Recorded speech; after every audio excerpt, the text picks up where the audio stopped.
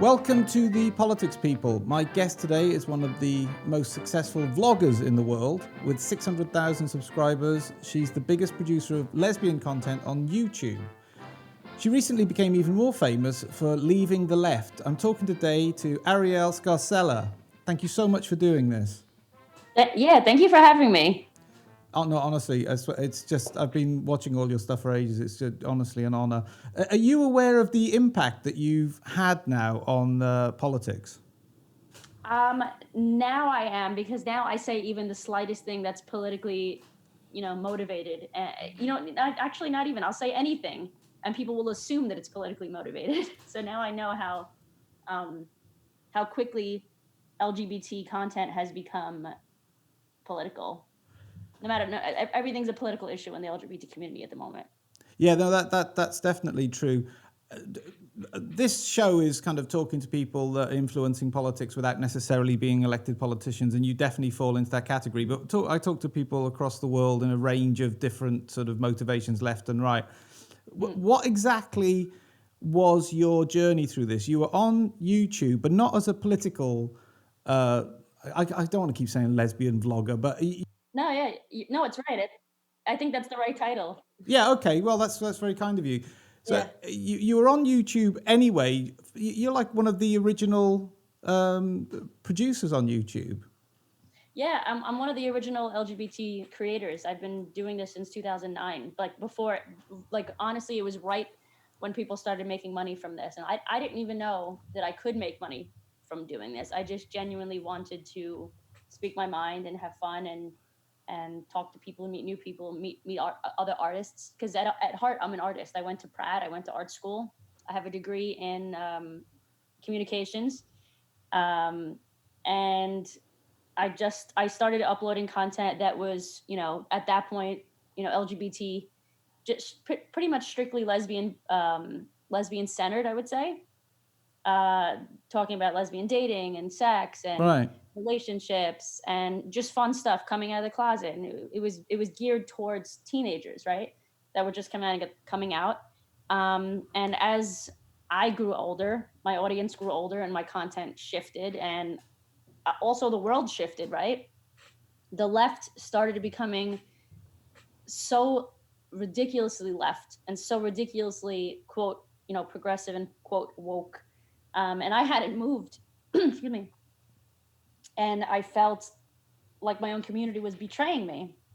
And I wasn't okay with that. And I felt like I needed to speak up, or speak out rather, against, some of the newfound ideologies that the community was having. Because a lot of LGBT people that are, I would say, a little bit older than, the wokeists, as I call them, don't agree with these narratives that they're spewing now. And I think we are the silent majority, but I think everybody, I know everybody is afraid to talk about this stuff, because I get it in my DMs and Facebook messages every single day of people thanking me because they're afraid to speak out against, 87 genders and all the other crazy narratives. And obviously this and you touched on that, the original content for the site. And I mean, it's still the same content now. You still do a lot of culture, lifestyle, coming out kind of stories. But at some point you pivoted and said the unsayable about the left, basically, via this platform. Did you have any idea of the reaction that you would get? Honestly, I think a lot of people thought that I knew the type of reaction I would get, and I didn't. I was talking with my friend Sydney Watson, who's another, I would say, conservative-ish type of YouTuber. Socially progressive, but in some ways she's conservative. She's from Australia, and I was worried. I was like, I have to take a stand against these people making my community look bad. It got to the point where I was this is as progressive as it gets, right? I was literally flying. I was in Las Vegas at the adult film convention. Okay, can't be more progressive than that, right? That's the next. That is the epicenter of progressive. Yeah, literally. And I was meeting up with two of my friends who one of them was in the industry. One of them, her name sounds like she was in the industry. Her name's Tara Babcock. She's not a porn star, but her name is perfect for a porn star. They call that nominative determinism, I think. It's perfect. And I remember meeting up with her for the first time. She was like, "Oh my God, you're so cool. I thought that you were going to be this crazy SJW and progressive and like cancel culture kind of person in person, and you're not like that." And I was like, "Why the hell would you think that? You've seen my content." She's like, "Well, I only watched a video or two, but I've been following you for for a few months.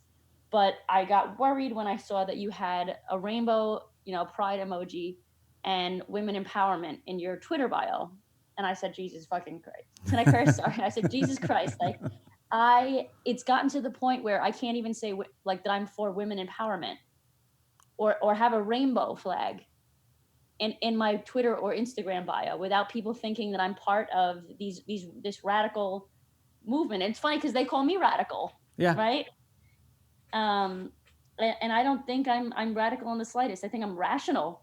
Maybe they should call me rational, but I think they're the radical ones, and I had to take a stand. I did not think by any means that I was going to be greeted with open arms from the right. Sydney supposedly told me that she knew this was going to happen because, the people on the right love when people wake up, so to speak.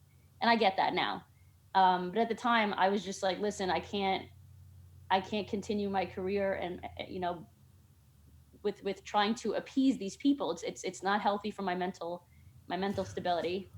Well, this is the what I find interesting. I'm horribly right wing. I've always been horribly right wing and heterosexual, but all my upbringing was around like gay clubs in South Wales and then in London, because for me it was the 80s, and the nearest comparison you've got to current culture was gay clubs coming out of the 70s and 80s. That's where everything was happening. I mean, now they've got raves and stuff which are a bit more or that rave culture, which wasn't sort of sexuality specific. But the most fun clubs, for instance, the most fun lifestyle was that gay lifestyle.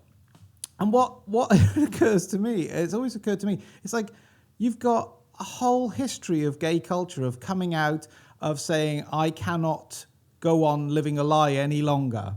And that was like a huge, for somebody in the straight community, that was like a huge inspiration. I just feel that the gay community is in danger of losing that pioneering spirit. Oh, 100%. The rate of LGBT acceptance is down right now. Really? And I think it makes sense because I'm fed up with my own community. I'm gay.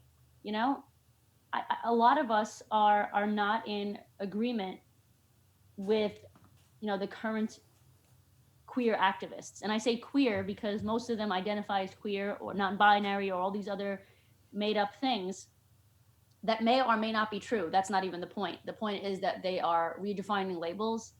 They're redefining, what's okay to talk about, what's not okay to talk about.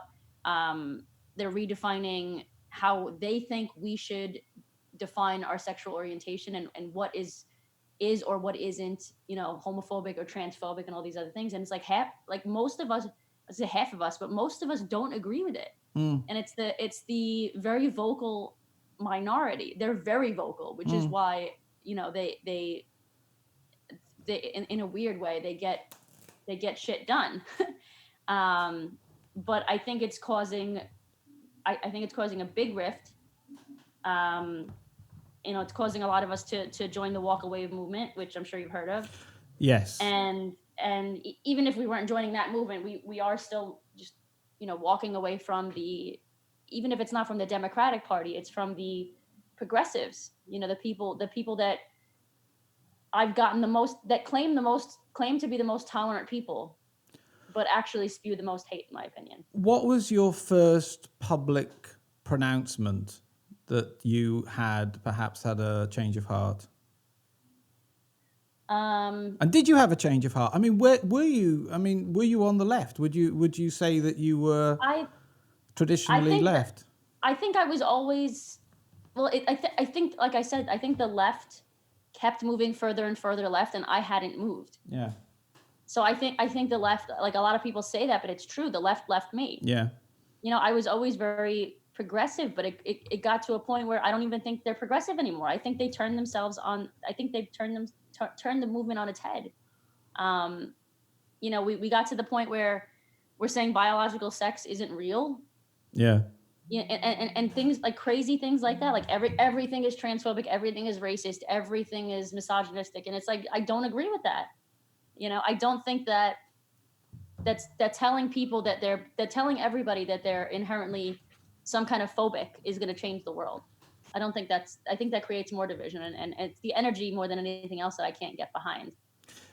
Because I disagree with people on the right all the time. Sure. But the energy behind the disagreement is just like a respectful, okay, agree to disagree. Yeah. They don't try to cancel me. I just literally on my Instagram yesterday, I posted a video with a Black woman who is transgender, is currently 6 years on HRT. In my opinion, she passes. She presents as a woman. She lives her life as a woman. And she says that she only dates women. She calls herself a lesbian. I'm okay with that. I've never said that it's not okay to call yourself a lesbian if you're trans. Yeah. And in the comments, nothing you see nothing but love and support. And if any hate at all was brought up, it was from people on the left. And I know that because they use the word TERF, transphobe, blah blah blah. And people that are MAGA supporters, Trump supporters, conservatives, they sit there and listen. If they agree, they agree. If they disagree, they disagree. But they don't spew hate. Yes, sir.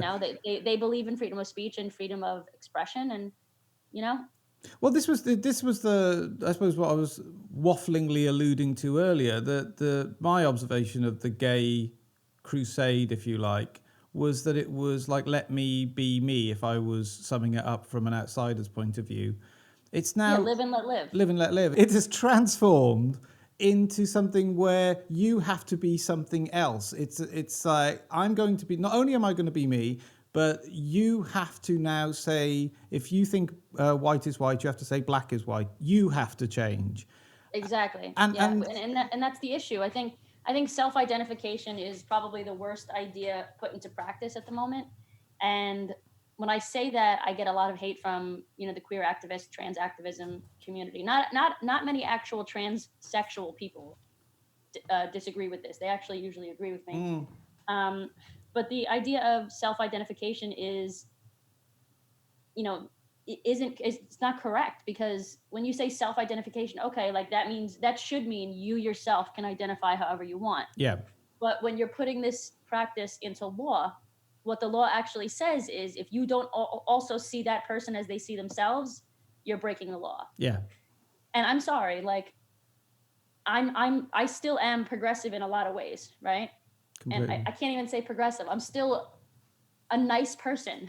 But if I knew somebody like you was a trans woman, mentally had gender dysphoria, could not transition, and unfortunately just had to continue presenting as male and as a man.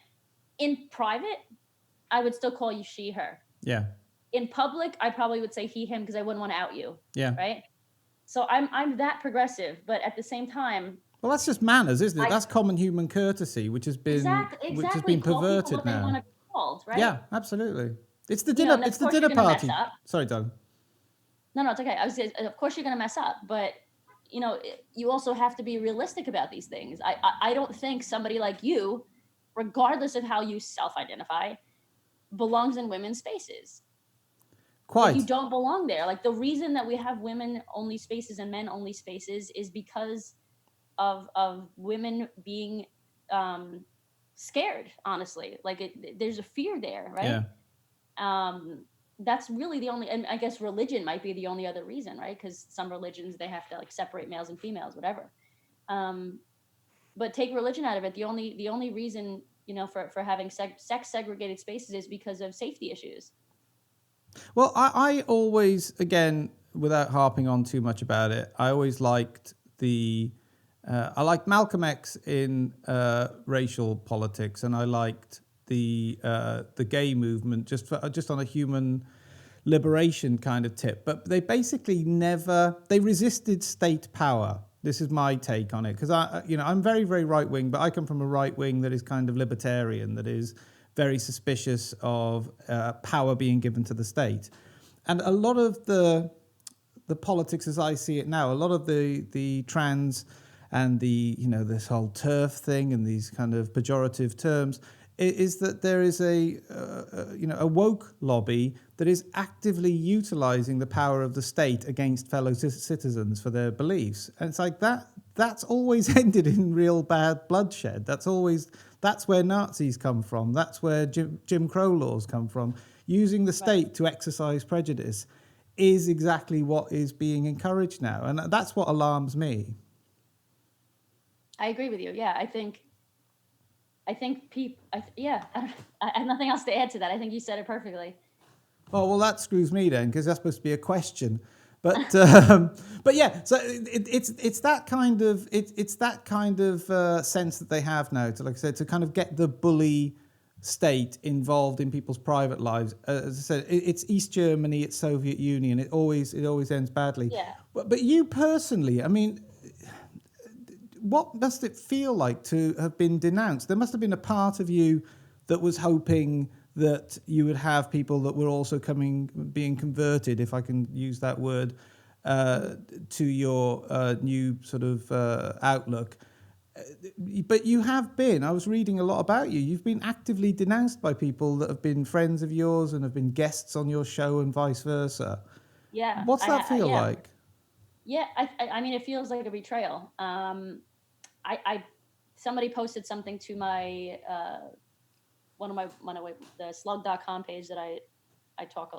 I have controversial conversations over there, and it's free speech website. And somebody posted something that I thought was really, really brilliant yesterday, and it was about how the LGBT community is very one-sided at the moment.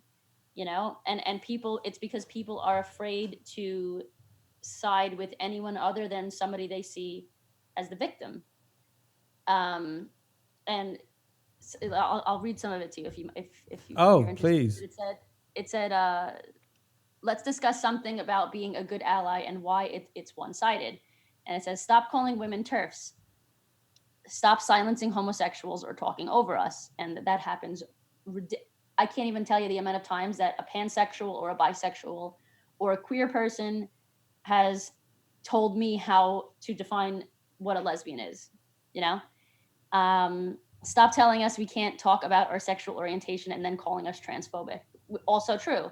I can't tell you, again, the amount of times that I've made videos about how much or how I knew I was a lesbian and how I saw, a female form, so to speak, and, somebody that was presenting female or that was female that was presenting as a woman that passed as a woman, boobs, vagina, the whole thing. And I was like, ooh, I like that. And then I saw, a naked man and I was like, ooh, don't like that. And that's how I knew. And apparently, that got me called transphobic from day one, saying that I was reducing women to their body parts and stuff like that. Like it's gotten to the point where you can't even talk about your own experiences because they see it as denouncing somebody else's experience, which isn't true. You can have two different experiences and they can both be valid. Of course. Can you point to a time in history where this view of how can I say biology or gender came to the fore? Was there a turning point? Was there one significant moment, one watershed when this suddenly started becoming orthodox?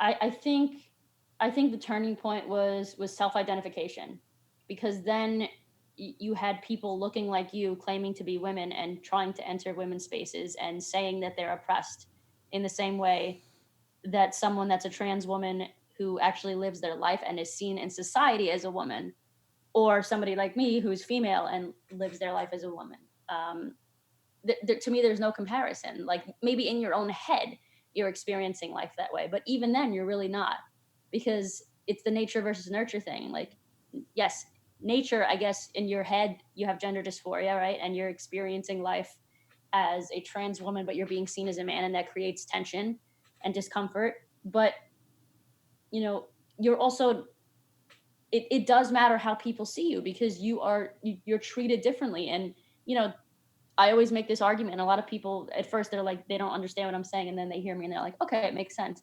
But your brain chemistry changes when you experience certain things, Absolutely. Right? Otherwise PTSD and trauma induced illnesses wouldn't be a thing.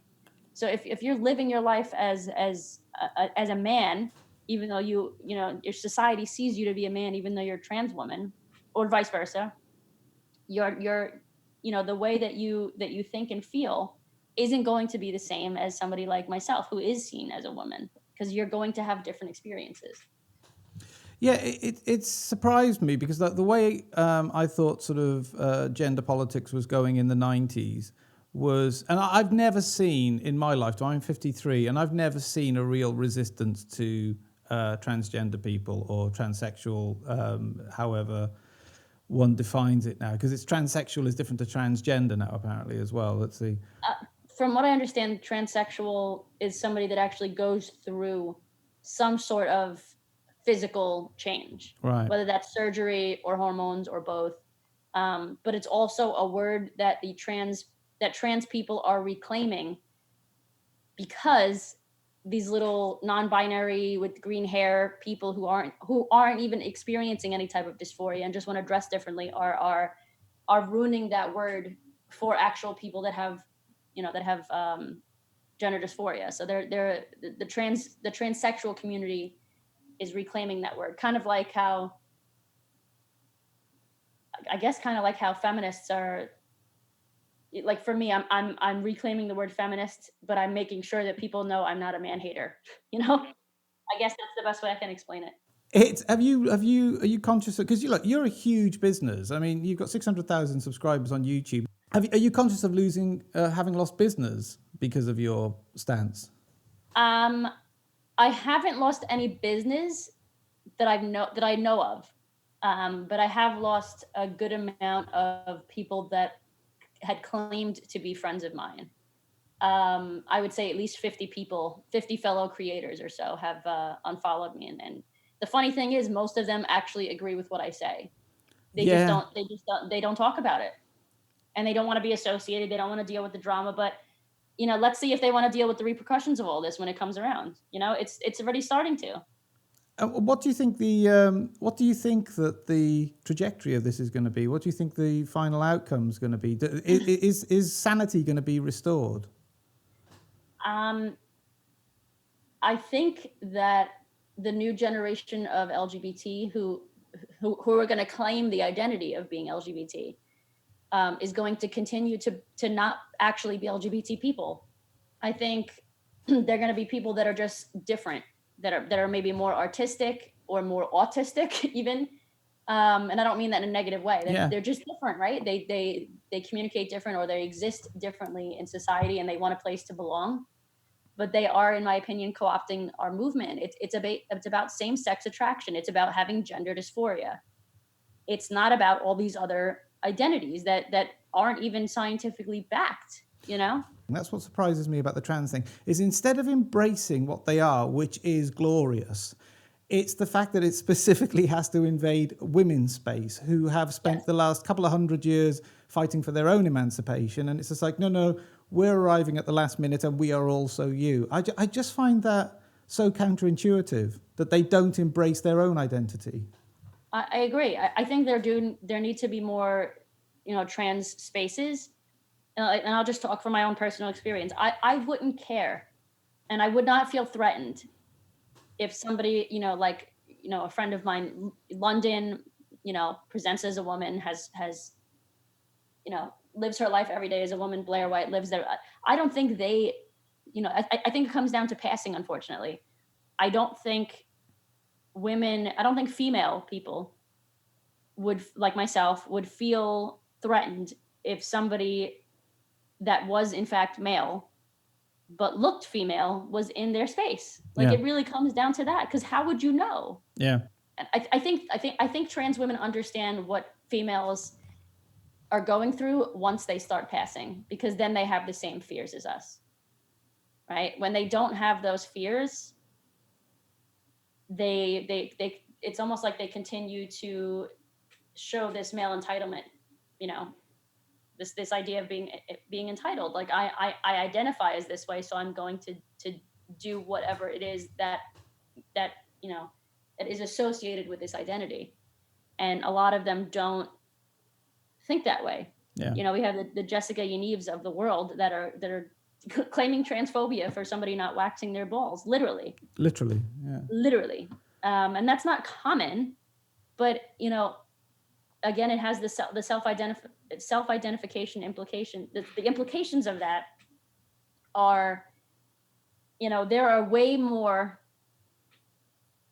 who knows what sexual orientation they were, but there are way more males that are not actually trans women that would take advantage of the fact that you're allowed to self-identify and be abusive or be creepy in women's spaces than trans women that simply aren't choosing that are simply choosing to not pass. Does that make sense? Yeah, it does completely. And that's the issue. If there was a brain scanner that scanned everybody's brain coming through, and they were like, okay, you're truly a woman, like we can see your brain and it's similar to a female brain, come on in. There are still certain places where trans women wouldn't belong. Yeah. And the same thing goes for somebody like me. Do I, just because I'm a woman and that trans person is also a woman, do I belong in certain trans spaces? No, because I don't have that experience. It depends. Just I would compare it to feminism in the way that certain aspects of feminism in regards to biology would likely only pertain to trans men, right? Somebody that was female to male.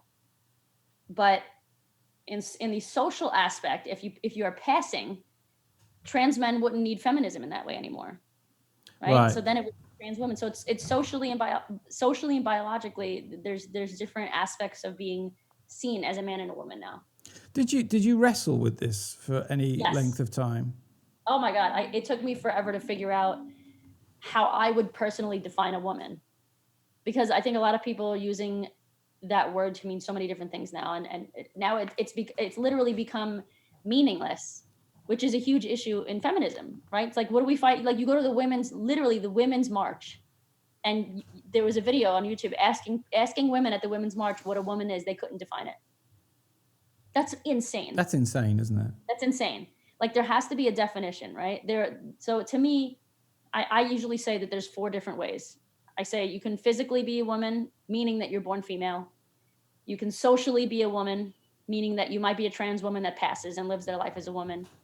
You can mentally be a woman, and by that I mean somebody that has gender dysphoria.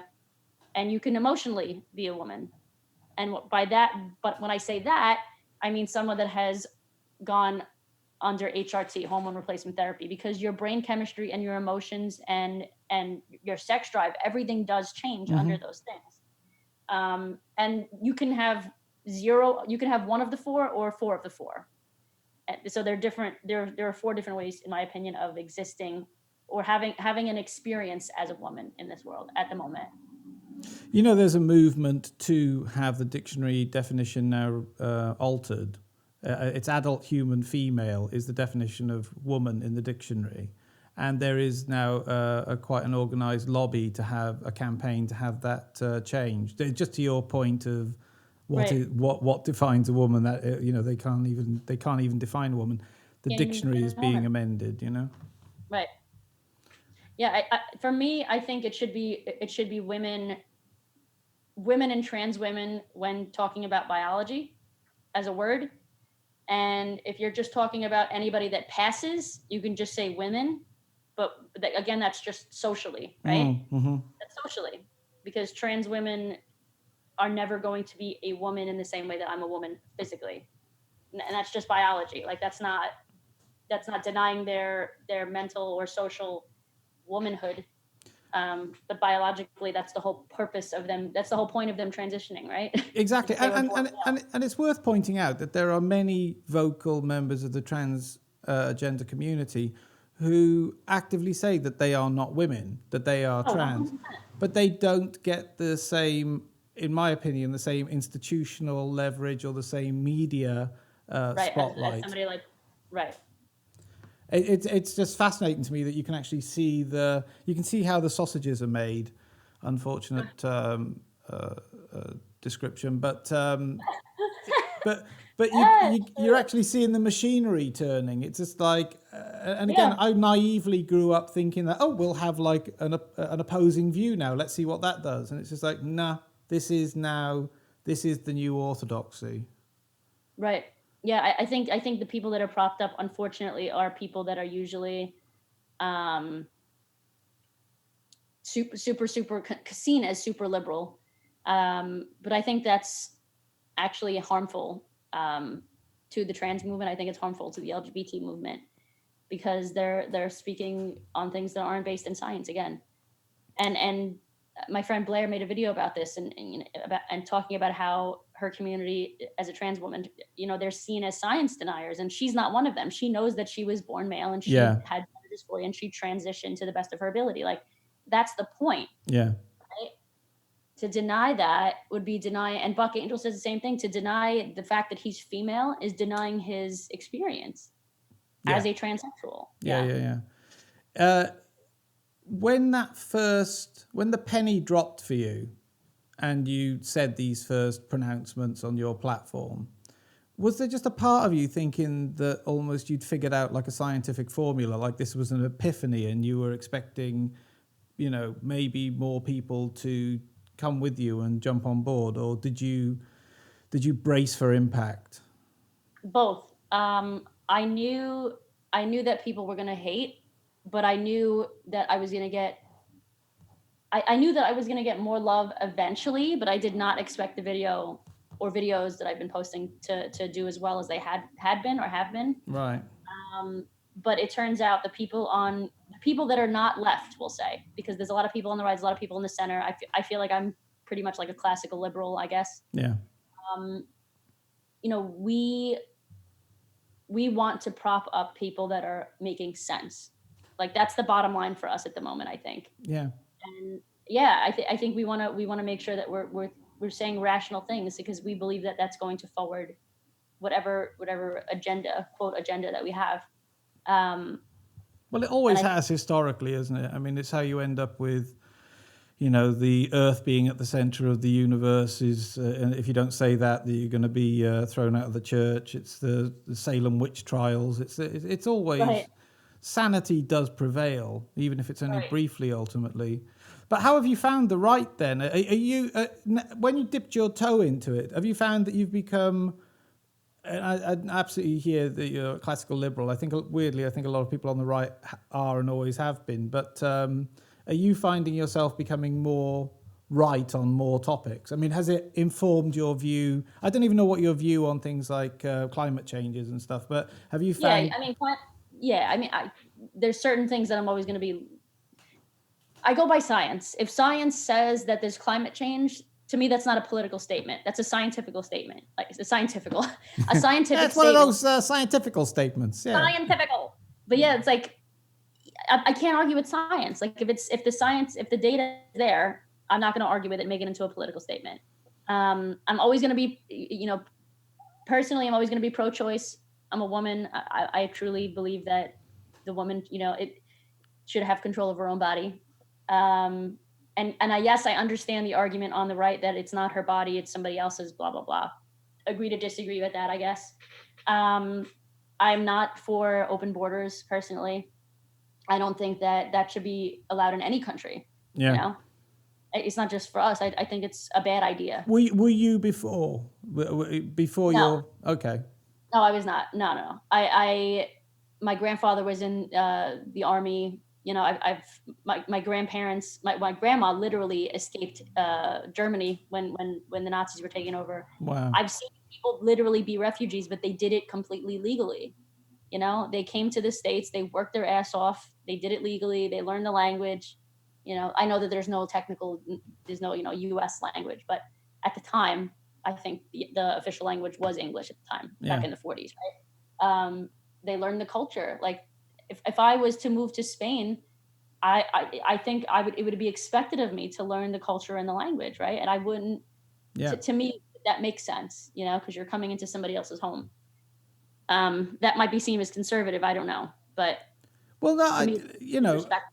it's just what bothers me about the immigration debate is that it's easy if you're established in this country. It's absolutely fine. You can actually have a rarefied view of immigration's a beautiful thing, but the statistics all show it's the poorest people competing for work at the bottom of the ladder can't get out of their poverty because they're always competing against undocumented labor, which can charge $3 an hour or whatever. You're always competing. Exactly. So the greatest opponent of free movement was, I live in East LA and I live off a street called Cesar Chavez, and he was the leader of the agricultural union, which had a lot of Mexican workers, and he was like at the border with baseball bats turning away illegal immigrants because it's those jobs of his members, his already impoverished members, were being competed for by newly arrived people. And it's for me it's a modern form of slavery. It's just but people are walking across the border instead of being put in ships. It's a great way of keeping cheap labor. And that's my take on it. That's why I'm anti-free movement. It would be great if you stopped it and finally the poor could have some leverage in the workspace where they could actually increase their income, Mm-hmm. Yeah, I agree with you. And work their way up the American dream. Listen, I'm not going to take any more of your time because you're amazing. And Thank you so much. No, I really, I said, I just emailed you on Spec the other day and you were so kind to get back to me and so kind to give me your time today. I think what you're doing is amazing. And like I said, the stance you've taken, a lot of people live in... See, I'm talking to a lot of people, and I have to say that a lot of people are making this platform or these political topics, they're making them their business, which I've got no problem with. But what I really admire about you is you had a thriving business before, and if you'd have just kept your mouth shut, life would have been a lot simpler. Right. And you actually have taken a pounds, shillings and pence, dollars and cents risk. And there aren't too many people you can point at that have done that. And I really admire that. Yeah, my morals are more important to me than anything else.